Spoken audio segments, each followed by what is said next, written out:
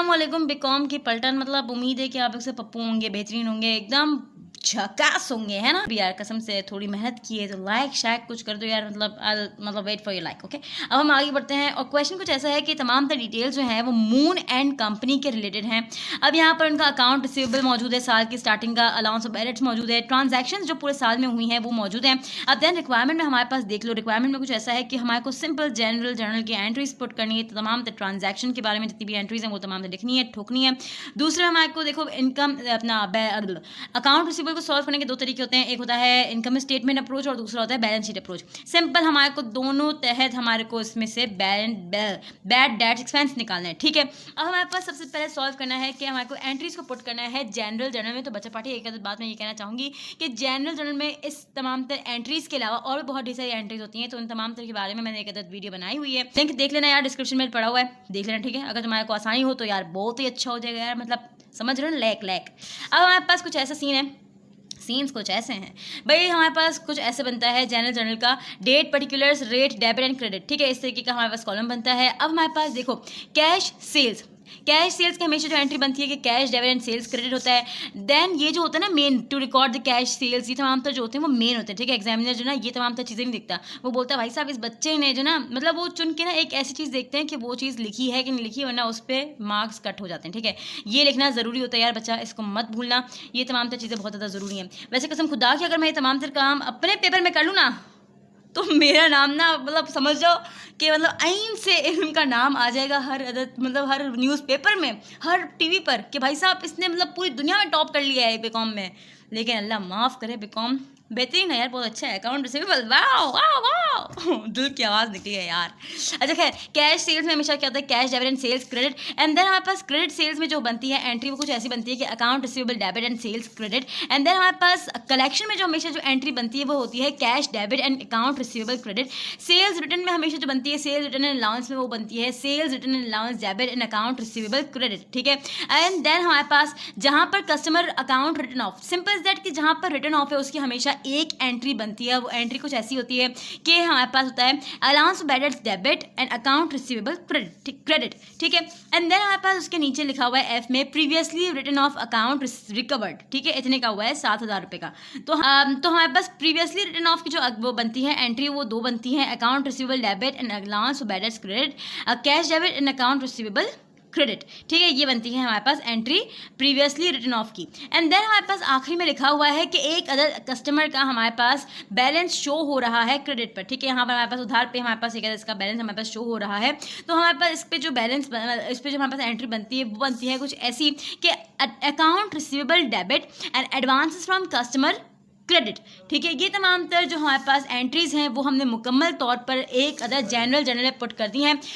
अब हमारे पास तमाम तरह हमने जनरल जर्नल में एंट्रीज पुट कर दी हैं। अब हम सबसे पहले क्या करेंगे, अब हम टी अकाउंट बनाएंगे अकाउंट रिसीवेबल का। ठीक है, अभी तमाम चीज़ों को छोड़ दो, अब सिंपल तुम्हें टी अकाउंट बनाना है अकाउंट रिसीवेबल का। तो टी अकाउंट कुछ ऐसा बनता है, तुम्हें पता तो होगा ही कि बैलेंसेस हमारे पास ये जो होती है टी अकाउंट में, ये वाली जो साइड होती है वो डेबिट होती है, ये वाली साइड जो होती है क्रेडिट। अकाउंट रिसीवेबल का जो नेचर होता है, यानी अकाउंट रिसीवेबल हमेशा डेबिट साइड पर लिखा जाता है, जबकि account allowance of bad debts का जो होता है नेचर या फिर वो जो लिखा जाता है वो हमेशा क्रेडिट साइड पर लिखा जाता है। ठीक है, जो टी अकाउंट में ये वाली साइड होती है वो डेबिट होती है, ये वाली साइड जो होती है वो क्रेडिट होती है बच्चा। तो भाई सबसे पहले हम देखेंगे बैलेंसेस। ओपनिंग बैलेंस कितना था अकाउंट रिसीवेबल का 10,000 था, जबकि अलाउंस और बैलेंस का 500 रुपये था। अभी अलाउंस और बैलेंस की जरूरत नहीं है, पर हम सबसे पहले अकाउंट रिसीवेबल का हम यहाँ पर बैलेंस से स्टार्ट कर देंगे। 10,000 रुपये हमने बैलेंस लिख दिए।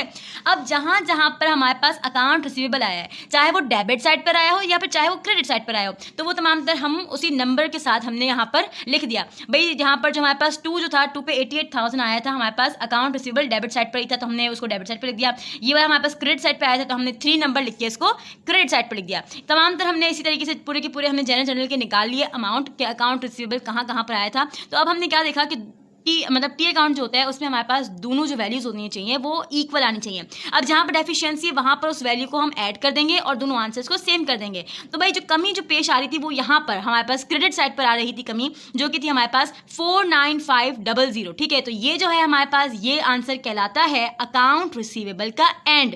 ठीक है, वो आंसर जो कि जिसको मिलाने के बाद दोनों आंसर्स टी अकाउंट में इक्वल आते हैं वो कहलाती है अमाउंट अकाउंट रिसीवेबल का एंड। ठीक है, अब यहाँ पर हमारे पास टी अकाउंट के बाद अब मेन जो हमारे पास मेन जो काम आया वो हमारे पास जो है सबसे पहला बैड डेट एक्सपेंस निकालने के लिए जो हमारे पास अलाउंस ऑफ बैड डेट्स का 5% मौजूद है, इस वाले को हम कहते हैं बैलेंस शीट अप्रोच के तहत बैड डेट एक्सपेंस को निकालना।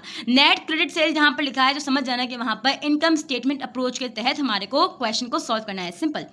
अब हम क्या करेंगे कि टी अकाउंट के बाद अब हम निकालेंगे अलाउंस फॉर बैड डेट्स का end is equal to account receivable का end multiply by rate of bad debts, जो कि हमारे पास सबसे पहली वाली में क्या लिखा हुआ है 5%। सबसे पहले हम इसके तहत हम निकालेंगे बैड डेट्स एक्सपेंस। तो अब हमारे पास सिंपल जो अलाउंस बैड डेट्स का फॉर्मूला कुछ ऐसा है एंड मालूम करने का। तो अब हम क्या करेंगे, जो हमारे पास एंड मालूम हुआ था टी अकाउंट में वो हमने लिख दिया मल्टीप्लाई बाय 5%, जो आंसर आया 2475।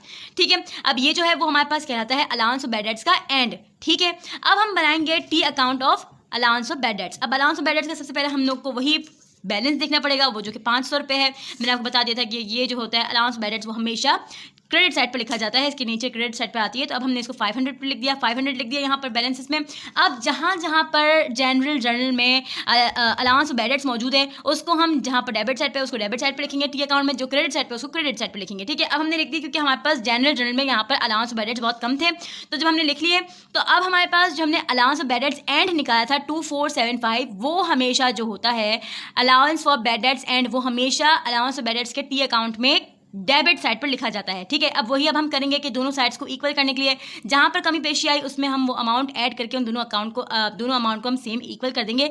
तो यहाँ पर हमारे पास डेबिट साइड पर हमारे पास अमाउंट कम पड़ रही थी, तो हमने इतनी अमाउंट को मिलाया तो हमारे पास दोनों आंसर्स इक्वल आ गए। जो अमाउंट हमने मिलाकर के आंसर्स को इक्वल किया है वो अमाउंट कहलाती है बैड डेट्स एक्सपेंस। ठीक है, तो हमारे पास बैड डेट एक्सपेंस क्या निकला 2525। ठीक है, ये हमारे पास जब हमारे पास bad debt expense debit side पर निकलता है तो एक बनती है एंट्री जनरल जर्नल में, अगर हमारे पास क्रेडिट साइड पर आता है तो इसकी एंट्रीज 2 बनती हैं। ठीक है, 2 बनती हैं। तो अब हमारे पास डेबिट साइड पर आए तो हम इसकी एंट्री सिर्फ और सिर्फ एक बनाएंगे, allowance bad debt debit and capital credit. ठीक है, यहाँ पर हमारे पास जो बैलेंस शीट अप्रोच के तहत जो सॉल्व करना था वो क्वेश्चन हमने सॉल्व कर दिया है। अब हम करेंगे इनकम स्टेटमेंट अप्रोच के तहत सॉल्व करेंगे। तो यहाँ पर हमारे पास इनकम स्टेटमेंट अप्रोच में हमारे पास जो अलाउंस बैड डेट्स का हमारे पास मौजूद है वो 2% मौजूद है। ठीक है, अब हम क्या करेंगे, इसको पहले तो अलाफिस करेंगे कि भाई हमने आपको तो सॉल्व कर लिया। अब जो हमारे पास है वो बहुत ज़्यादा आसान वाला है, इनकम स्टेटमेंट अप्रोच तो भाई बहुत ज़्यादा आसान है। तो computation of income statement approach के तहत हम बैड डेट एक्सपेंस मालूम करेंगे। तो भाई देखो, अब ट्रांजैक्शंस में कैश सेल्स को छोड़ के, क्योंकि नेट सेल्स का है, देखो यहाँ पर हमारे पास तो चल गया होगा नेट क्रेडिट सेल्स। तो ठीक है, समझ रहे हैं, नेट क्रेडिट सेल। तो यहाँ पर हमारे पास जो कैश का सेल है उसको तो छोड़ दो, जो हमारे पास क्वेश्चन के अंदर ही जो हमारे पास क्रेडिट सेल्स, ठीक है, क्रेडिट सेल्स मौजूद है, उसकी हम अमाउंट लेंगे। सबसे पहले क्रेडिट सेल्स की हमने अमाउंट ली 88,000, उसमें से लेस कर देंगे हमारे पास यहीं पर मौजूद है सेल्स रिटर्न एंड अलाउंस 1000 रुपये लेस कर देंगे, सेल्स रिटर्न एंड अलाउंस। इतनी कोई टेंशन वाली बात नहीं है। जब हमारे पास नेट मतलब इनकम स्टेटमेंट अप्रोच के तहत जब हमारे को सॉल्व करना होता है तो हमारे पास क्वेश्चन में credit sales, sales return and allowance और तमाम सारी चीज़ें मौजूद होती हैं। ठीक है, अब हमारे पास सेल्स रिटर्न को जब हमने माइनस किया 1000 तो हमारे पास जो आंसर आया वो कहलाता है नेट क्रेडिट सेल्स। क्या कहलाता है बच्चा? Net credit sales. अब नेट क्रेडिट सेल्स हमारे पास जो आया है, अब उसको हम मल्टीप्लाई कर देंगे जो हमारे पास 2% हमारे पास जो हमारे को क्वेश्चन में ही दिया हुआ है उस वाली अमाउंट से, उस वाले हमारे पास परसेंटेज से। तो हमारे पास जो आंसर आएगा वो कहलाएगा बैड डेट एक्सपेंस। और बैड डेट एक्सपेंस के जो हमारे पास इनकम स्टेटमेंट अप्रोच में हम निकालते हैं उसकी सिर्फ और सिर्फ एक ही एंट्री बनती है, वो होती है bad debts expense debit and allowance for bad dates credit. तो सिंपल हमारे पास जब हम निकालते हैं कंप्यूटेशन करने के बाद तो उसकी जनरल जर्नल में एंट्री पुट करते हैं। उम्मीद है कि ये क्वेश्चन समझ आएगा। अल्लाह हाफिज़, बाय।